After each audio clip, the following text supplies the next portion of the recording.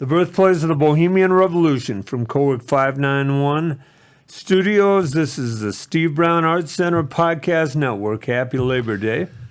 With co-host Dale Rueber and producer Blake Tempus, I'm Jim Gillespie, and this is the Jesup News for September 4th, 2023. Before we get to that, you remember the first job where you were a laborer that you had? Or I do. I worked for my best friend's dad. He was an auctioneer. Oh, okay. So that's kind of interesting. I worked for farmers, did a lot like baling hay and picking up rock. And the first company job I had was, I think it was American Farm Store. Okay. And they had these, they're like anhydrous tanks. Yep. And fertilizer, and I would work nights and after school and weekends in the spring, taking full ones out and bringing the empty ones back. And we had these Jeep Travelalls or something. We would really run them. My friend and I both had one, and we would. They were a lot of fun. Four in the floor with the shifting and everything. Right. A lot of fun. And so I think that was my first job where I did work for a company. Right. So, Yeah, I did. After I worked for my best friend's dad, then I milked cows for a while. Mm-hmm. Then I got a job at Jack and Jill. Yeah, okay. Yeah, I think farm work, a lot of kids started working at farms. Mm-hmm. It was when we were growing up. Now I guess they work at McDonald's. Right. But I don't know. I talk to people that are in business in hiring, and they say that kids don't want to work. They cannot find people who want to work any overtime or anything out of the ordinary, or put themselves out. They want to work their 8 hours or whatever and then go, and they will quit at a moment's notice, have no respect for the job. I don't know. My brother always said he always worried about who was going to do the work after his generation passed on. And so I don't know, but people complain about that an awful lot. And so I have no idea if it's true or not, because I'm not in that area and I don't talk to young people in the job market or anything. But people who work for companies where part of their job is to interview people and hire people are telling me that they're having a hard time finding kids that really want to work. So I believe in, Blake and I were talking about this early before we went on air, and I truly believe, and I don't have any regret at all about choosing to be an educator. By the end of the summer, the year I retired, I realized that I was my best commodity. Mm-hmm. That if I wanted to, I could have done things a lot different in my life and went down a different path. Not that I wanted to. I enjoy the path I took, but I enjoy the path I'm on now. Yeah. Mm-hmm. And I'm more my own commodity now. Yeah, yeah. And I think that's very important, Mm-hmm. to have that feeling that you're doing what you want to do, and you're not being judged or evaluated or whatever. You're happy with what you're doing, and that's all that counts. And so,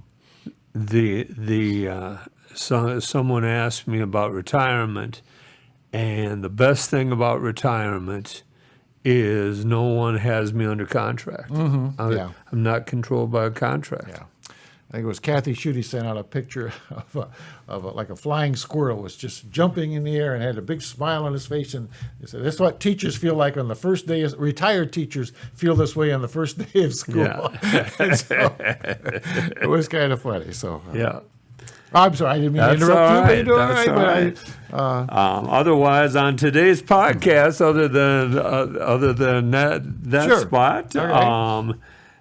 we give you a new segment called 3 Things People Need to Know. We talk about winners and losers. I have a spot on marijuana. We talk about the Spanish Soccer Federation president, a rather unique human being. We have Cowork 591 news, a lot of news.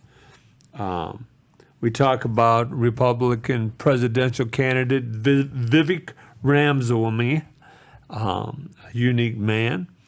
We look at the events inside the Steve Brown Arts Center. We review the top stories in Jesup. We discuss the service and art, and Dale has some things on electability, the Supreme Court, and the safety conditions as far as weapons are concerned. The Steve Brown Arts Center is a 501c3 nonprofit organization that has a vision for artists, young and old alike, to have the opportunity to better themselves while helping to build the skills of those around them. It will be offering a community programming starting in Jesup, Iowa, before expanding to neighboring communities.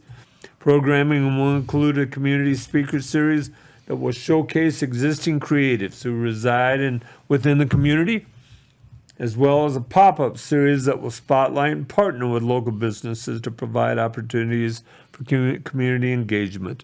The long-range version is to have a residence for artists to live. So Dale, let's we usually start with winners and losers, so we might as well start with winners and losers. Okay.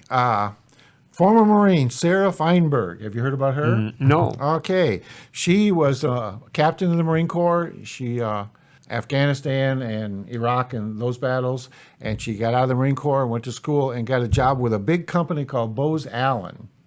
And through her work, she found out that Bose Allen has billions of dollars worth of contracts with the United States government, especially the military, and it also does consulting work with private contracts. Well, looking at doing her job, going over contracts and this sort of thing, she discovered that the company was losing money on their private contracts, like with Saudi Arabia and this sort of thing. And so to make up for that deficit, they were overcharging for the United States military contracts. So if they were supposed to charge $100, they would charge $120 and use that 20 to make up for the deficit, the money they were losing on their private contracts. So she got all this information together. She took it to the people at the company and laid it all out for them and said, you are overcharging. She says like $500 million. They had overcharged. The company met with her. It was supposed to be an hour-and-a-half meeting, changed it to an hour, changed it to, we're not doing anything different. We don't think we're doing anything wrong. This is all covered. And so she got a lawyer. She quit her job and got a lawyer. And there's an old law back from the Civil War that you can sue on behalf, if the United States government is being taken advantage of, you can sue on behalf, as a private citizen, you can sue on behalf of the U.S. taxpayers. And so she got her suit going, and the company settled with the United States for about $400 million, and she got 10% of that, and so she's now $40 million richer. Wow. And so she said she didn't do it for the money, and she says the government settled for $400 million, says they should have gotten more. It's one of those things where they settled out of court, so the company didn't have to admit to any wrongdoing or this sort of thing, but they did pay $400 million, so you know there's something wrong there. So anyway, Sarah Feinberg, nice lady, a nice young family, now has $40 million for doing the right thing. So she is my winner for this week. That's a great story. The winners for me are the Jesup city workers. They are doing an incredible job on the new park down on the angle from Casey's down there, the new Veterans Memorial Park. Like you talked about earlier, I've been watching that after you talked about how they're bringing dirt in. And they've been watering the heck out of that, and the grass is coming fast. Yeah, you can see it. Even as dry as it is, the grass looks really good. Yeah. So James Masteller, James is incredible. Not only a city worker, but he's also president of the Jesup School Board. And Brock Flaharty, who is also incredible. He is also on the fire department. yeah. So Michael both of them. Fettgetter is a leader in that group and does an awful lot. And Yeah. he's the one that figured out that they had all this dirt. They might as well just drop it off down there and get started on that. Right. And so, he does. And he's on Farmers Day board. I have to throw that. Right, in too. So, right. Great guy. Yeah, we have a number of just super city workers. So that is my winner. Okay. Dale, and your loser. Well, my loser, did you realize that China owns all the pandas in the world? But do they sell those or do No, they lease them. They lease them. I did not and realize that. The leases are up in several places, and they're taking them back. Okay, and like the Atlanta Zoo has till 2024 is when their lease is up. Everybody else, they're gone, and the pandas at the Smithsonian Zoo are being sent back to China, and they were upset by that. So the pandas have taken a giraffe and 2 mongooses as hostages and are demanding political asylum in Washington, D.C. So anyway, losing the panda, I think that's a real shame because they are the most popular animal. Any zoo that has one, they'll tell you it's the most popular animal they have. And so because of our political problems with China, they are taking them all back as their leases. And I think at the Smithsonian, they said they've been there 50 years since Nixon. Nixon went to China and worked all that out. And they are having to go back to China, all the pandas. So that's my loser. I think we're all losers for that. Okay. The Spanish Soccer Federation is my loser for the week. They are going through all sorts of problems right now after having an incredible success in the women's FIBA championships. They are now the laughingstock of the world for what they're going through with their president, and we're going to talk about that later on in the show. That is my loser. Let's go to library news. Dale, what do you have for library? Well, the library's going strong over there as always, and they still have the Little Tot Story Time every Thursday at 10:30. They have songs and stories and little craft things and a lot of things like that. And what do you suppose the spice of the month is? Did you speak? Garlic. No, ground fennel. They wouldn't have anything as simple as garlic. No, ground fennel. And so they have those samples at the public library, so you can get that. And we should look up a couple things we could make with ground fennel and taste that. And so, can you look that up, Blake, for us? Look up what can you do with ground fennel? FENNEL. So, the Early Out Wednesday program, when the school is out early, they're partnering with ISU Extension to provide programming during the school year. And the first event will be Wednesday, September 6th at 1:30 for Blast Off. And that's pre-registration is required, so look at the Facebook page for Public Library. And all I got is Blast Off. Do you know what that means? Well, I suppose Blast Off is the beginning of the year, right? And they're blasting off. And those darn teachers need a day off already, September 6th, to get out early. So I don't know. I guess. Well, there must be something they can teach them, I suppose. The September book is Finding, and I'm going to say Chica, Chika, by Mitch Albin. And he's the guy that wrote, Tuesdays with Maury? Did you ever read that? Yeah, okay. I think that's the same guy. And that's their September book. It's available at the library. And the book club will meet Monday, September 18 at 1 o'clock. Oh, it has. Chica, and I'm going to say June, was born 3 days before the devastating earthquake that decimated Haiti in 2010. Chica was brought to the Have Faith Haitian orphanage that author Mitch Albin operates in Port-au-Prince. This is an intimate and heartwarming memoir about what it means to be a family and the young Haitian orphan whose short life would forever change his heart. Haiti, one of the poorest countries in the world, always have trouble. I think it goes way back with the governments they've had in the past and this sort of thing. I think we have breaking news here of what you can do with fennel. Oh, okay. If it'll show up, yes. Oh. Okay. I know, we're going on the big screen. Oh, we're going on the big screen. Well, we'll come back. All we'll right. bloviate and be back to it. Kids in the Kitchen on Tuesday, September 19 at 3:30. Kids can try their hands at making easy after-school snacks. Dirt pudding cups are on the menu for this month. And you used to make those in your sandbox, didn't you, I bet? Yes. And kids ages kindergarten through fourth grade are welcome to attend. Pre-registration is required and class is limited to 15. All snacks may include nuts, gluten, and or dairy, so plan accordingly. And you can register at, and this is a tiny URL, tinyurl.com/JPL-dirt cup. So I think if you get on their website, you'll find it.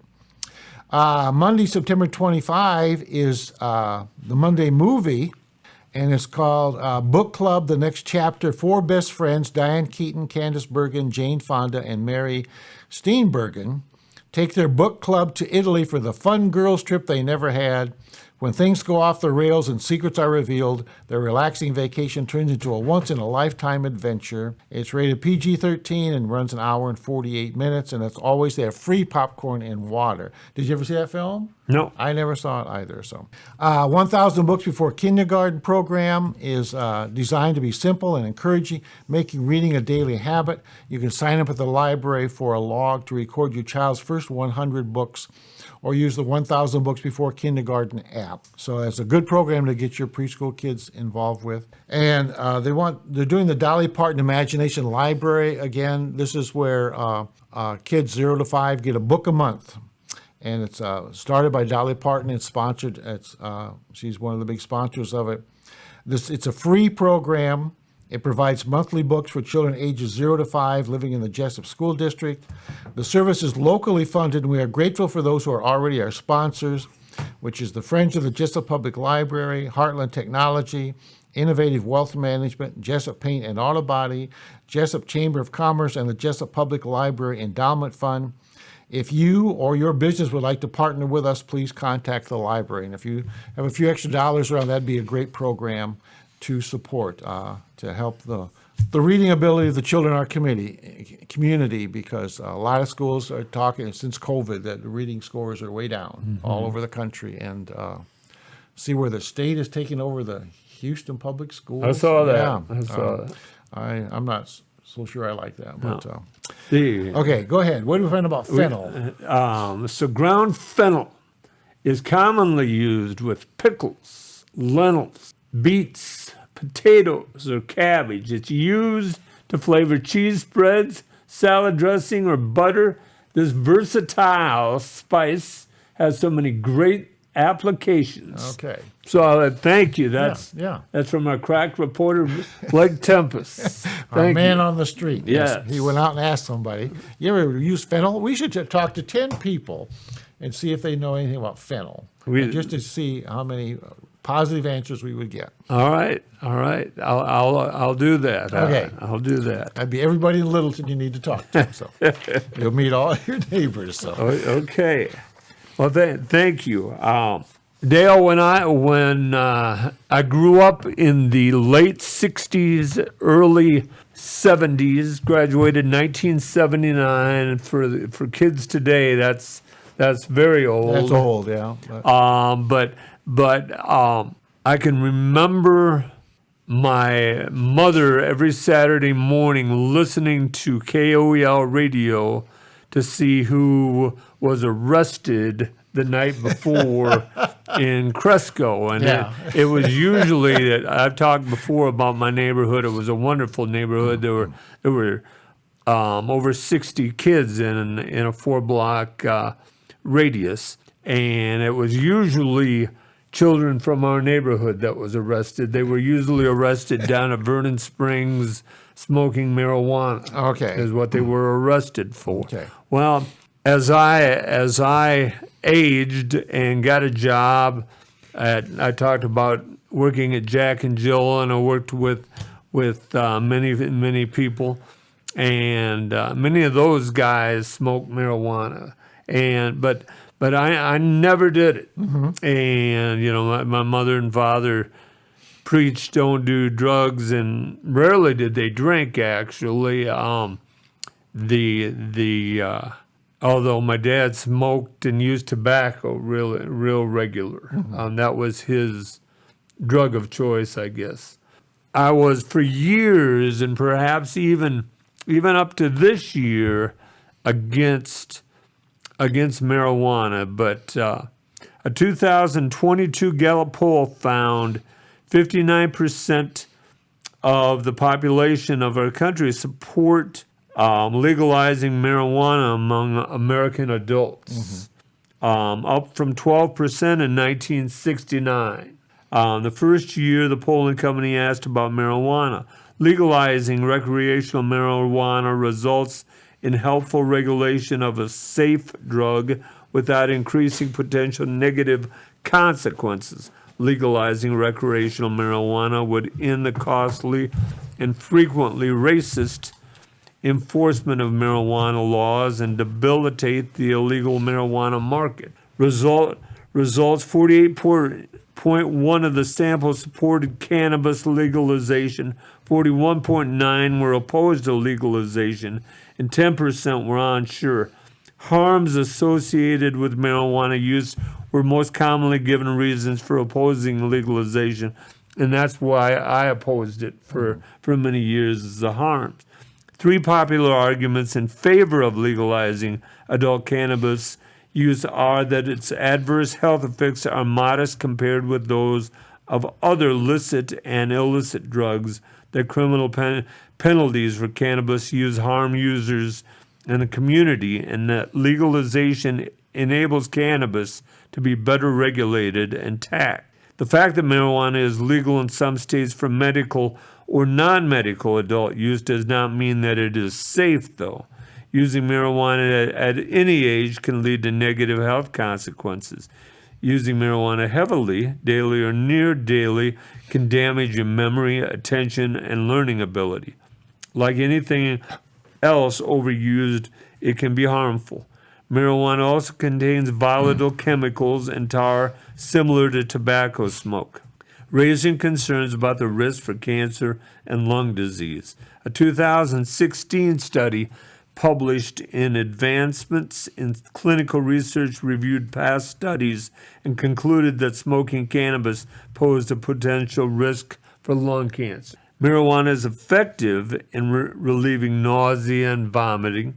A side note, I have glaucoma, and I met with the glaucoma doctor and asked him, because there's writings out there that say marijuana is good for glaucoma. Yeah, I've heard that.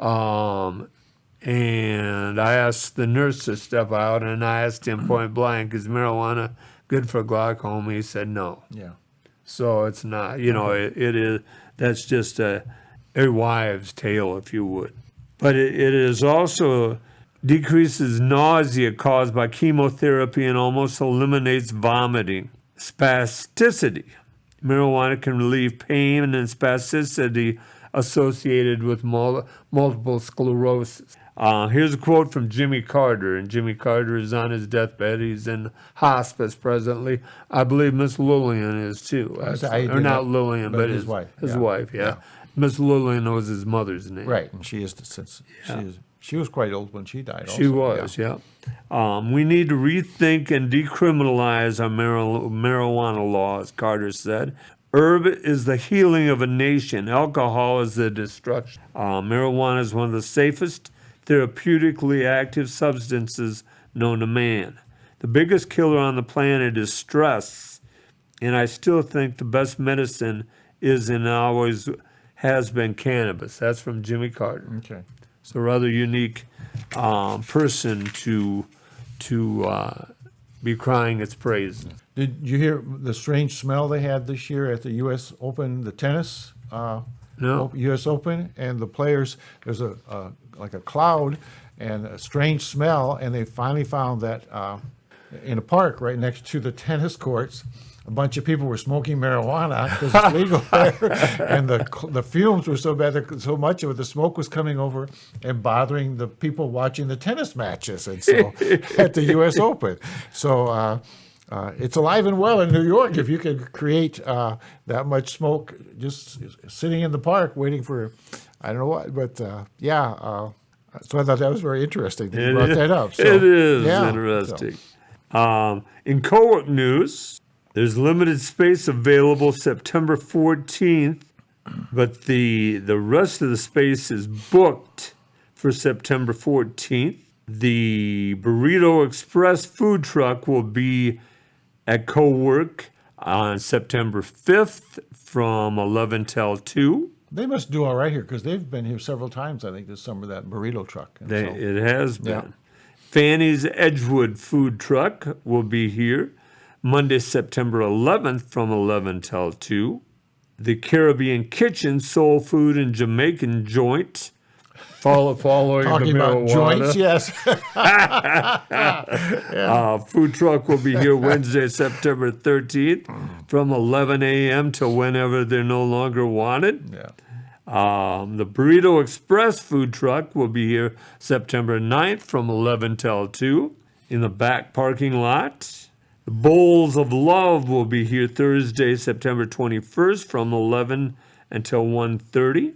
I haven't eaten the Bowls of Love. No, it's maybe like a little pipe with some marijuana in it. See, that'd be a.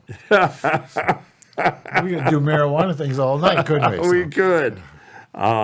Bear's Fire Grill Food and Drink food truck will be here Friday, September 22nd from 11:30 till 4 p.m. Rockin' 5K Barbecue will be here Tuesday, September 26th from 4 till 8 p.m.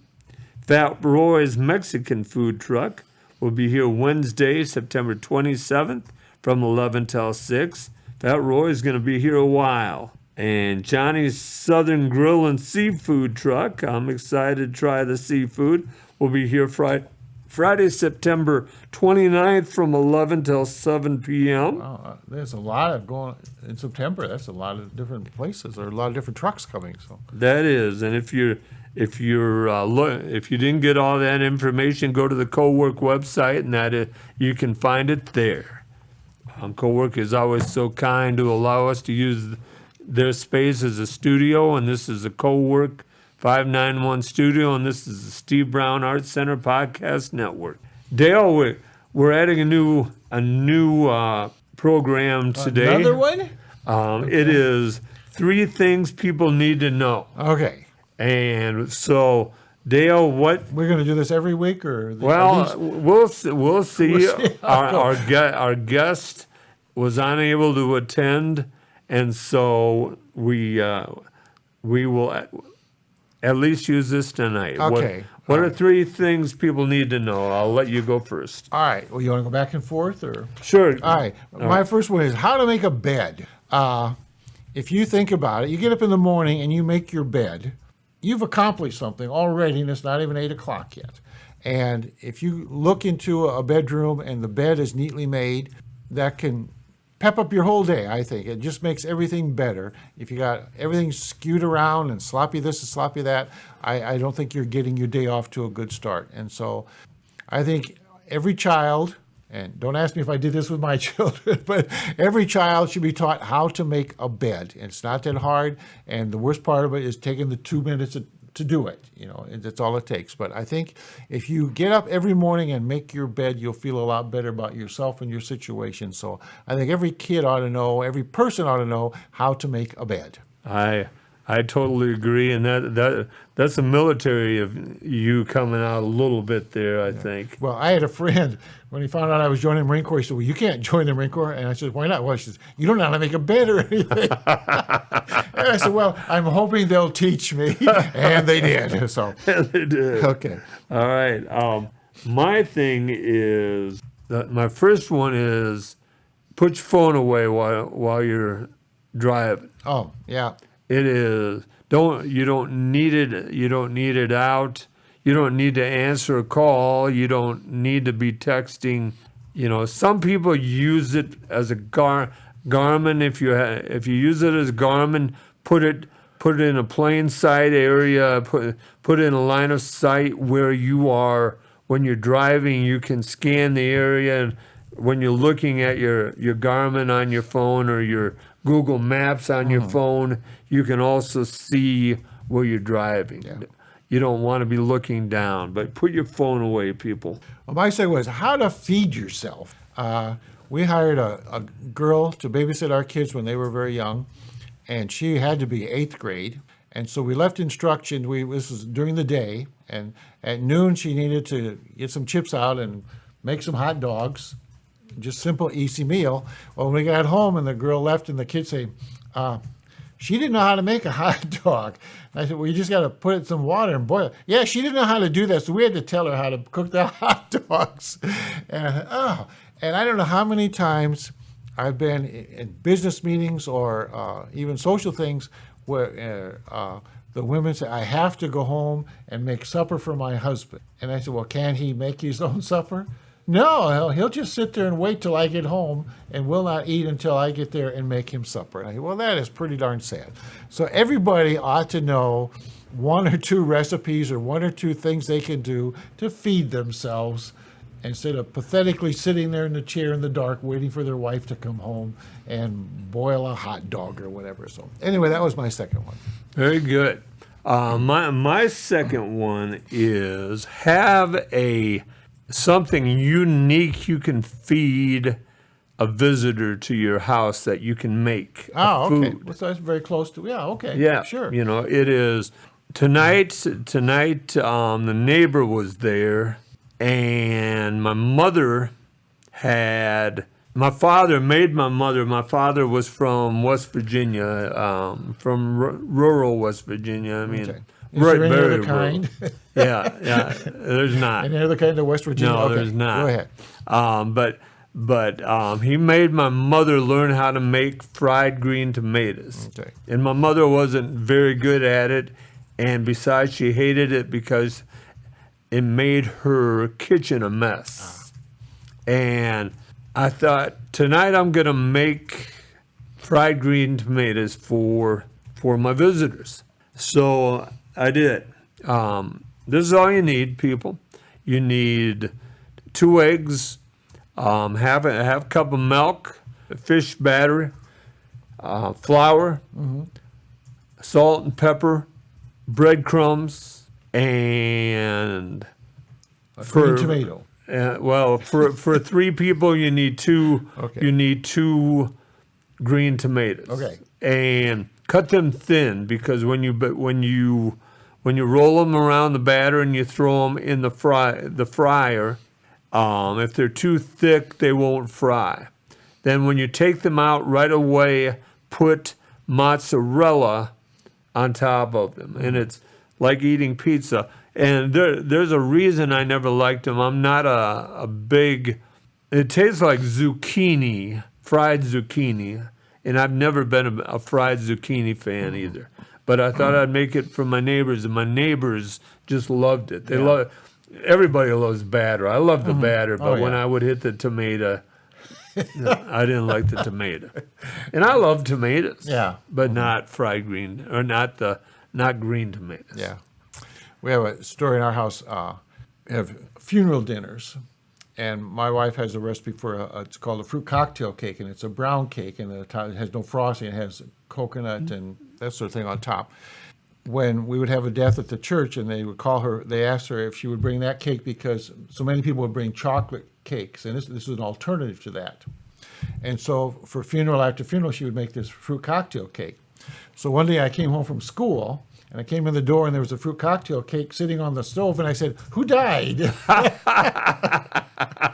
Because that's the only time she ever made it. And so, But someone died. Yeah. I love funeral cake. That funeral cake. Mom Oh. would make that with either pineapple or mandarin orange. yeah, they haven't gotten back. And this is crazy. I guess the Presbyterians have. The Presbyterians, I've been to 2 funerals there since COVID is kind of over, and they are back to having the really good funeral dinners. But another church I've been to, they were still pretty simple. Yet. Right. And so the worst funeral dinner I ever went to, we should talk about that sometime. You got a hamburger bun, and they put a piece of ham on it, and they gave you a handful of chips. And that was the funeral dinner. I thought, whoa, and it was a nice big church. I thought, so I don't go to your funeral just for your funeral dinner, but it is a nice little plus because sometimes you go and they got different sandwiches and all different kinds of salads, and it's very, very good. So Yeah. Yep. So anyway, that was my fruit cocktail cake. Okay. Okay. My third one is I think everybody ought to know how to get help. And that's whether you're in your home and there's a fire, or whether you're in your car and there's a flat tire or an accident or whatever. Everybody ought to know what to do to get help, whether it's call 911 for police or fire, or whether it's to call AAA or somebody like that for help with your car, or whether a situation, that's something, if you're thinking about it when it happens, that's a lot of times too late. If you're out in a boat and your motor quits, what can you do? If you're in a big lake and Right. this sort of thing. So you ought to know one of the things, prerequisite of doing something is if things go bad and I'm out here on my own, how am I going to get help? And so I think everybody ought to know how to get help. That's a very good one. That's a very good one, Dale. Puts my third one to shame. Oh, well, I can't believe that. Yeah. First time. You won, Dale. My third one is have a go-to song for karaoke. Oh, okay. So have a song you're prepared to sing in front of anybody whenever you want. Blake, do you have a go-to song for karaoke? But do you know the words, all the words to a song, any song, popular song? Besides Happy Birthday. Yeah. Maybe? Maybe. Okay. I don't think Maybe I I'm right. my Is that head. one? Maybe I'm wrong. Is that the one he's talking about? I'll go off what you said earlier. I know Country Roads by heart. Okay. Okay, Country Roads, good. And I see a trio in our future. See. There you I could see that. Yeah. Speaking of that, Mr. Polk is having karaoke September 9th from 1 to 4 at his shop. Okay, we should go. We should. The three of us could sing Country Roads. That's September and 9th? September 9th from 1 until 4. 1 until 4. Okay, at Pokes. At Polk's, down there right next to Peter's Law Office. Mr. Polk has been wonderful. He's been on our show before, and he's always got kind words to say about our shows. So make sure you stop into his shop, and if nothing else, stop in and watch as we sing Country Roads. Yeah, we have to have an audience, don't we? Otherwise, we won't do it. I'll never forget the summer that Country Roads came out by John Denver. Dad, Mom, and I went back to my father's sister's house in Cottageville, West Virginia, and my cousin had bought Country Road record. And for 10 days that we were there, we played that constantly. Yeah. Played it constantly. Everybody in West Virginia was and still is in love with that song. Yeah, well, it kind of relates to that. As I heard that when Dan Blocker, who played Hoss on Bonanza, when he died, he was buried in West Virginia. And I can't remember the name of the singer now, but she sang Country Roads at his funeral, and which made sense to me. But so it kind of goes with what you were saying there, too. So there you go. So that's three things people should need. This is the Steve Brown Arts Center Podcast Network. We're live from Cowork 591 Studios. I'm Jim Gillespie with co-host Dale Rueber and producer Blake Tempus. And we have the obituaries from White's Funeral Home. Dale has one for you, and I have one for you. Go ahead, Dale. Why don't you start? this is for Harold D. Allen of Jesup, and he died surrounded by his family on Thursday, August 24th at ABCM Rehabilitation Center West in Independence. And public visitation was on August 28th from 4 to 7 at White Funeral Home, and they had a family graveside service on August 29th at Cedar Crest Cemetery in Jesup. Military rites will be conducted by Pump Shear American Legion Post number 342 of Jesup, and memorials could be directed to the Jesup Public Library, Cedar Valley Hospice, and the Leukemia and Lymphoma Society. Harold was born on August 11th, 1935 in Springdale, Arkansas, the son of Harold Lewis Allen and Louisa Rachel Gabbard Allen. He graduated from Waterloo West High School in 1954. He also attended the University of Northern Iowa in Cedar Falls. On July 31st, 1959, he was united in marriage to Verlin K. Davidson in Dubuque. Harold was a supervisor and personnel manager at John Deere Component Works, retiring in 1986. He served in the 11th Airborne Division of the U.S. Army from 1954 to 1958, where he was a parachute rigger and became a jump master. He was stationed in Germany for 2 years. Harold was a member of the Zion Lutheran Church Jubilee, rural LaPorte City, Iowa, and will be remembered by his family and friends, whom he truly loved, for his organizational skills and strong work ethic. He believed the ability to work was a gift from God and strived to pass on his faith and beliefs to his family. Harold is survived by his wife, Verdi Allen of Jesup, 2 daughters, Christy Dennis Palmer of Brandon, and Kara Randy Backus of Jesup, and 2 sons, Craig Mary Lee Allen of Rural Independence, and Kelly, married to Valerie Allen of Piasta. 12 grandchildren, 16 great-grandchildren, and one on the way, 2 brothers and 4 sisters, and his parents and 1 great-grandson preceded him in death. White Funeral Home, of course, was in charge of these arrangements. Thank you, Dale. The second one is Donald E. Bowling of Jesup. Bowling, 67 years old, of Jesup, Iowa, died Saturday, August 19, 2023, at the Cedar Valley Hospice in Waterloo, Iowa. Don was born January 4th, 1956, in Independence, Iowa, the son of Stanley Dale Bowling and Imelda Mel Margaret Neiman Bowling. He was a graduate of Don Bosco High School in Gilbertville in 1974. He married Deborah Bush in January 1981 at the Little Brown Church in Nashua, Iowa. They later divorced. He and his life partner, Marla Bonebreak, have been together the past 32 years. Don worked for his father at a gas station, then worked in construction. He began driving a truck for Aspro and later became an independent truck driver. He took a great deal of pride in the construction projects and even dabbled in building furniture. Don is survived by his life partner, Marla Bonebreak of Jesup, 2 daughters, Melissa Furman Miranda of Waterloo, Audra Schilling of Jesup, 1 stepdaughter, Nicole Bonebreak of Bellingham, Washington, 1 stepson, Chapin Bonebreak of Shell Rock, Iowa, 2 step-grandchildren, Macy Bonebreak and Judah Lott, 1 brother, David Bowling of Lexington, Missouri. His parents preceded him in death. White Funeral Home in Jesup was in charge of arrangements. I wonder, Mrs. Bonebreak, did you ever Bonebreak in class? I did. I had. Do you remember his first name? I had Chapin, and then I had his sister Nicole. I had both of those. Okay, and I can't remember which one, but in 2nd grade, and when Mrs. Bonebreak would have to send a note for something, at the bottom she'd sign her name and then she'd draw like a dog bone with a crack in it. And I always thought that was so neat. That and is. So I don't know if that's the same lady or not, but I always appreciate it. It was a neat little thing that she did, and I'll never forget that. That's a neat idea. Yep. That's.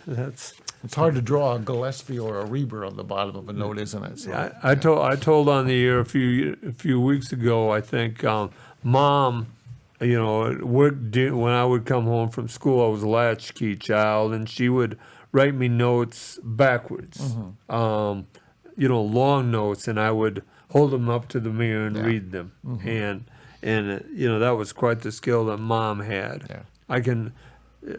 She got tired of me asking her to write notes to me backwards all the time. I have a grandson starting his freshman year, and at that school you have to take a couple years of Spanish. And so I sent him a note saying, "Are you taking Spanish in school this year?" But I wrote it in Spanish. And I texted that to him, and I got back to us. I said, "What?"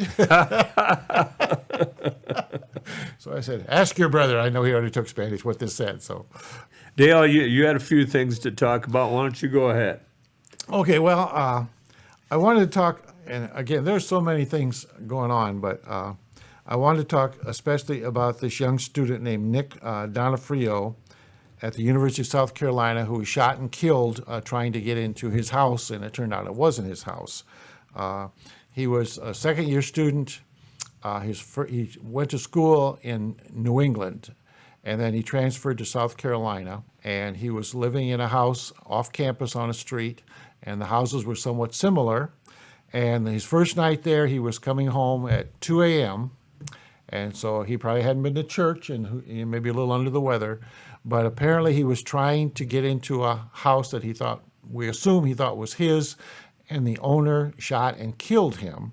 The owner probably will not be charged with anything because South Carolina's got a very strict stand your ground law. And a 20-year-old kid getting shot like that, and I don't know, they have not released any information about the person who shot or the circumstances of the thing, whether he was pounding on the door, breaking it, or just rattling the door. I have no idea. But it just seems to me these stand your ground laws like this, allowing someone to get shot and killed, making a mistake is what they did. They made a mistake, and this has happened 2 or 3 times this year where it's made the news big. I really think if you have a weapon, you need to find out if you're under some kind of threat. You need to take a minute to find out whether or not you need to shoot that gun rather than just shoot it right away at a noise or something. Because to live with that your whole life, that you shot an innocent person who was unarmed and meant you no harm and was just having a bad time, made a bad mistake, I think would be a bad thing to do. And so these stand your ground things, they sound, it's all tough macho stuff when they put it through the legislature and all that crap. But it's a terrible thing to kill somebody, especially someone who meant you no harm, just made a mistake. And so we looked up scripture because I thought, what do you have in your house that's worth killing somebody for? And I thought, well, I have, my possessions are not worth anybody's life. And a lot of people are Christians, and these are in quotes in the Bible that Jesus said, if someone's taking your coat, well, give him your cloak too, give him your shirt. If they make you walk with them a mile, walk 2 miles. And, that's Christianity. I don't know, a lot of people who claim to be Christians are very quick to shoot, I think. And so anyway, I have no more to say. It just bothers me so much when people get killed, especially young people, for some stupid reason. That's a life that we're going to miss in this country. A lot of people are going to miss, and we don't even know why. Anyway, that was one thing I wanted to talk about. So you have a comment or anything? Or It is, like you say, that's second event like that this year in our country. The stand your ground law has probably killed more people that shouldn't have died than saved lives, Dale. Yeah. And that's what frightens me about it. Yeah. Because to me, someone who's breaking into your home, you're not going to hear them, and you're not going to be there. I mean, that's not the way it works. People don't break into your house in the middle of the night and steal your things when they know you're there. They come when you're not there because they don't want any trouble. They want it easy. And so all I'm saying is just take a minute and say, who's there, or what do you want, or something before you start shooting, because to take a life that way is a terrible thing. So. Right. Okay. I was thinking about, last week we were on and they were having the presidential debates. Mm-hmm. And so I was thinking about, they don't ask the right questions. And if I was the moderator, what questions would I write? And what questions would I ask them to see if they were, see about their electability? And I think the first one would be, do you solemnly swear to tell the truth, the whole truth, and nothing but the truth, so help you God? And see what they would answer. And then if they agree, I say, well, then I say, do you have a girlfriend or a boyfriend or a second family hidden away someplace that's going to come out and mess up your election? Have you ever used your position as an elected official to enrich yourself or someone in your family? Have you ever sold your vote to campaign contributors? Have you ever made negative comments about Jewish people or minority groups that could pop up on social media? And are there women out there that could accuse you of stalking them or intimidating them or even making unwanted advances in high school and college?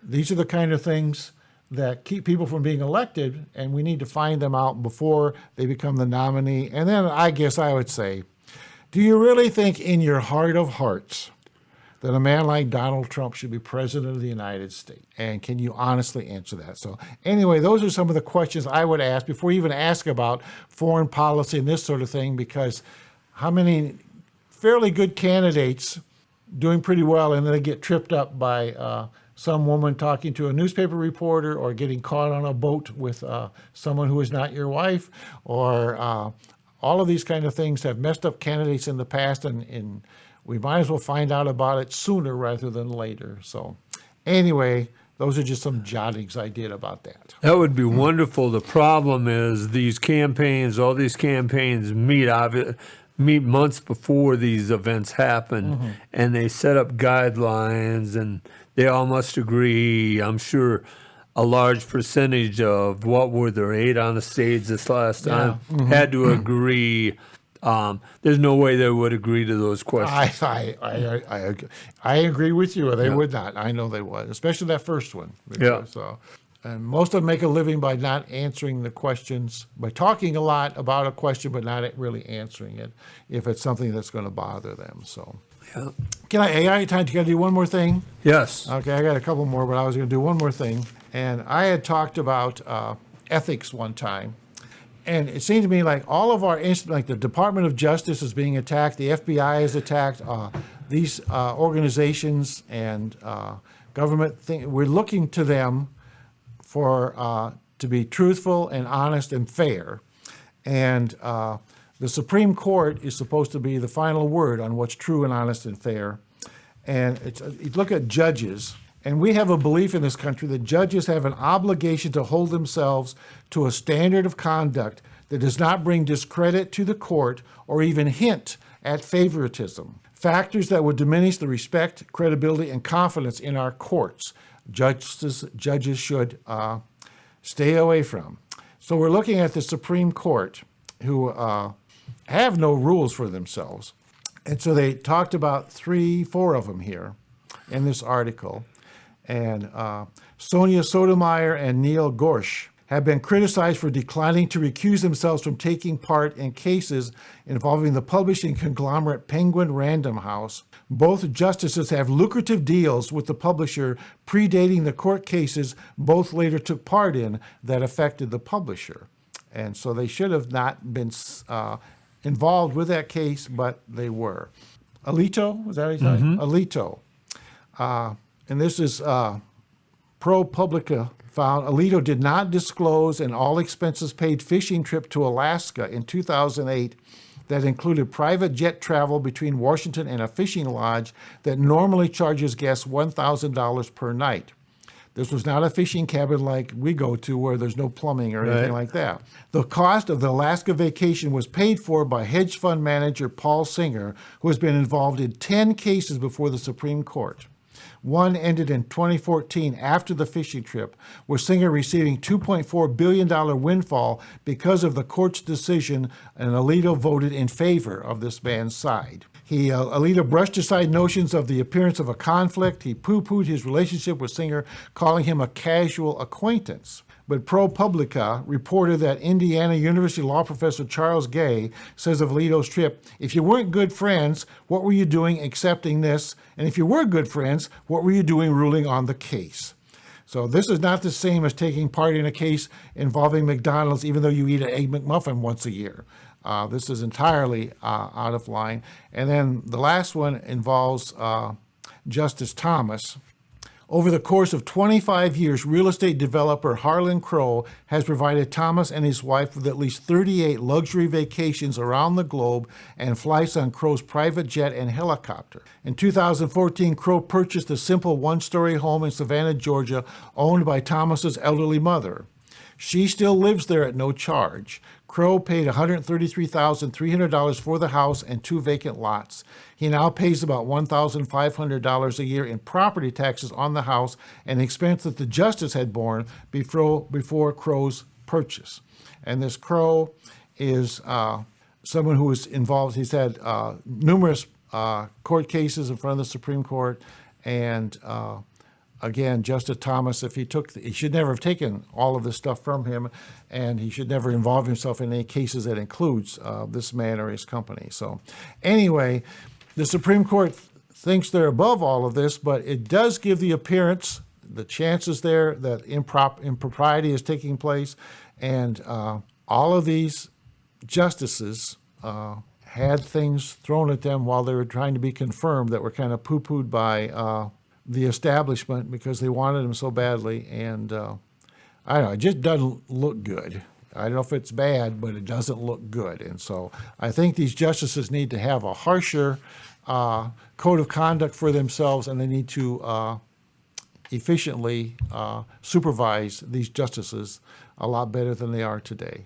None of them will rat out on one or the other. So anyway, that's one other thing that got my attention this week. Well, thank you.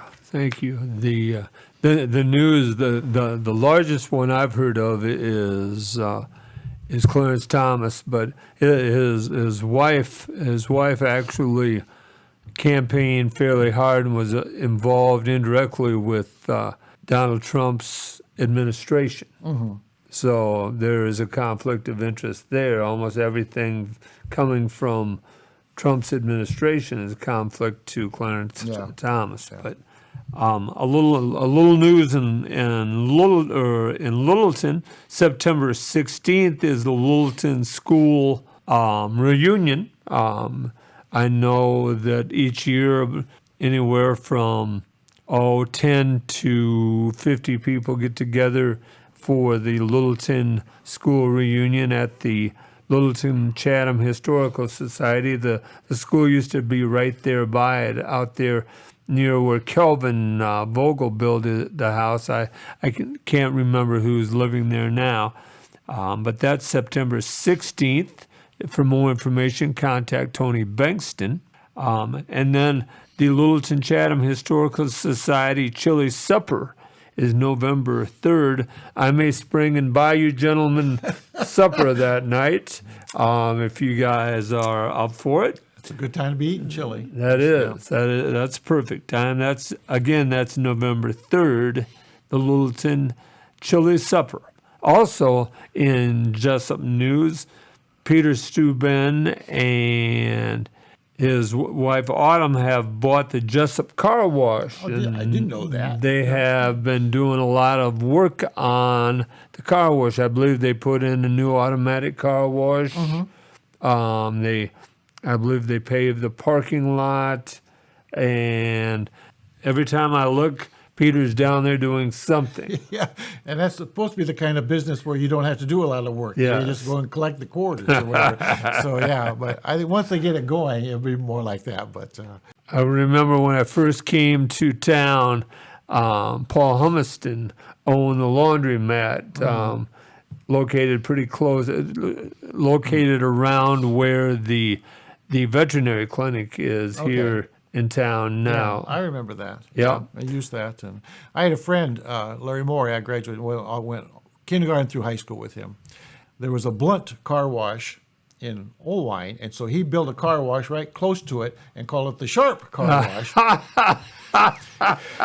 And this was in the days before you could pay with a credit card, so it was all quarters. And his wife, Peggy Meyer, she grew up in Hazelton also, would tell me that she would drive put the quarters in bags and then be in the trunk of her car, and she would drive to the bank every Monday or whatever, and people from the bank would have to come out and haul them in because they were too heavy for her to lift. Now that's a lot of quarters. That is a lot of quarters. So it was a real nice business they had. So I wish Peter a lot of luck. Again, we're all about it. We're our own best commodity. There we are. Yep. So, Dale, are you familiar with Vivek Ramaswamy? Okay, he's running for president, right? He is running for president. He is actually his best quote to me is, "There's only two people with a chance to win the presidential or the presidency this year: Donald Trump and myself." Yeah. That's it. That's his best quote. Yeah. Vivek Ramaswamy is a graduate of Harvard University. Everybody thinks that lawyers came out of there, but he was graduated in science, got a job with a stock company and advised them on what stocks to buy in medicine as far as for vaccinations, etc. And he made something like $400 million by doing that. Okay. And that's how he gained his wealth. He's one of the few that out and out really supports Donald Trump hard anymore, other than himself. And he is the son of an Asian Indian immigrant. His father was a huge conservative politician, supported conservative politics. Liberal politics. Liberal politics. Liberal, and Vivek is a conservative. So Another kid didn't listen to his father. yeah. Okay. He has moved into second place behind Donald Trump. The Florida governor was the talk of the Republican Party up until he started coming to Iowa and not He's not campaigning. performing very well. Yeah, he's just. he's not a good. yeah. He's not a good campaigner. I believe everybody talks about, everybody that I listen to and read about claims that his wife wants it for him worse than he wants it. Yeah. Well, I think some of the things they've instituted in Florida, they don't want that for the whole country. I think he's made some big mistakes down there, thinking what the mood of the people is. I think about the way they're teaching Black history is just a farce, and so. It is, but that's Vivek Ramaswamy. Keep an eye on him. He is the second Asian American to run for president in our country. If you go back, the last cycle, Andrew Yang ran. Okay, that was you got. Yeah, that was right, that was a person that I supported. I was for the universal basic income. We will talk about that someday. I saw a cartoon, and it was of a Florida school, and they were talking about slavery as a controversial labor policy. Yeah. That's how it was going to be taught. I said, oh, geez. There was a teacher from Fairfield. He was on one of the New York papers podcasts. I forget which one. Iowa was the first to change what they teach in schools, or how you teach about slavery, about genocide. And this man was saying slavery is wrong, and his superintendent said, you can't say that. You must give both sides of the issue of slavery. So I'm afraid I would have appeared in Mr. Chamberlain's office quite a bit. Well, yeah, it's. I know the laws have changed and everything, but it's very hard to work with students and with people in general, whatever, and not tell them your personal opinion. And you can't constantly say, I'm not allowed to say that to you, because that's not what kids come to their teacher for. And the only thing I steered away from is where the babies come from. I didn't talk about that. But anything else, I would talk with my kid. And you'd be surprised, 8-year-olds have some very interesting questions about what's going on in the world. And if you can talk at their level, you get some good discussion going. And I never tried to tell. I never said your parents are wrong, or I never said you're wrong. I just said, there are lots of ways of thinking about things. Yeah. And you need to hear all sides. And I never tried to push my feelings on it, my beliefs on anyone. I would tell them what I thought, but I would not say you should think this way too. I never did that. But I don't think I could teach without talking to the kids about my personal opinions about things that would come up in conversation. And so I probably wouldn't last the month of September. So, but, Yeah, I'm afraid. I don't know how wouldn't they're make doing out of it. I really don't. The as far as the events inside the Steve Brown Arts Center, this coming Saturday, we are at the Farmers Market in Independence for our final day there of the year. We've used that as a networking site and met many people that will be of benefit to the Steve Brown Arts Center in the years to come. We are also hosting a showing of Mort Donnelly's art September 15th at the Jesup Public Library. If you get a chance to come on out, that is, we have Steve's food truck there from Independence, and they'll start about the time that school gets out, from 3:30 until about 7. Like I talked to Steve and told him that there's no better thing to have than a bunch of cheeseburgers sitting on the street when kids get out of high school. That's it, yeah. So, and then I've been talking the last 2 weeks about special music. Waiting for this announcement. Here is the announcement. Okay. Just better than the karaoke? All right. Much better, I promise. I promise, especially from my end. Okay. You guys will probably be better than I Yeah, am. we're very melodious. Yeah, yes.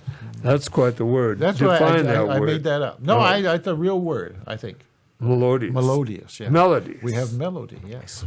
Sure. Sure, see there? Yeah. But the music for the day from 5 to 7 will be local Jesup senior Carter Routes. Ah. He's going to play piano and sing that day. Okay. And so please come out, listen to Carter sing, and check out Mort Donnelly's art. We will have 15 to 20 pieces, and we're going to be showing it in the community room. Okay, sounds great. So that's what we have in the coming weeks for the Steve Brown Arts Center. If you'd like to donate to the Steve Brown Arts Center or have an idea for an event, go to the SteveBrownArtsCenter.org and follow the link. Dale, you're looking at me like you have some important things. Well, to say. I was just going to say before I always miss your ending sometimes. But I was going to say, Blake has me on a fact-finding tour of Minnesota next week, so I will not be here. Okay. Okay, but I hope to have some interesting things to report from he's got these ideas about Minnesota he wants me to check out. So, Oh, thank if I don't say you. anything about it, then it means there was nothing up there. So. All right. Well, I appreciate you going. Please don't overuse your company credit card on that tour. And I'll have the van, of course. Yes. Okay. All right. Well, you can use a credit card for the gas in the van. Thank you. If you have news or would like to sponsor us, email us at jim@stevebrownartscenter.org or call 319-290-0241 and leave a message. I'm Jim Gillespie. Thanks to co-host Dale Rueber, our producer